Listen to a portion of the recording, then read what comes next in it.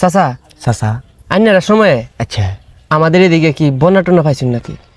বন্যা তো পাইছি বাজান কয়েকটা ওই এর মাঝে তোমার 2004 সেরকম একটা বন্যা হয়েছে। আমরা সরকারি প্রাইমারি স্কুলটা আছে না, এটা ছাদের সমান সমান মানিয়ে গেছে ঈশ্বর কোন তে তোমার আমরা তো সবাই সময় ঘরবন্দি পানি লেগে বাইতে বাইরে তারি না। তে তোমার হুদা আমরা কইছিরা খায় বাচ্চা রয়েছি। তে মাছ না খাইতালে আবার আমার মজা লাগে না। ঠাউর বাড়ি জঙ্গলটার মাঝে লিংড়িটা খাইছা দাউডা লই নেমে পড়ছি। নেমে যখন একটা খুব মাছছি বাজান 4টা কলা গাছ ফেরে গেছে গা।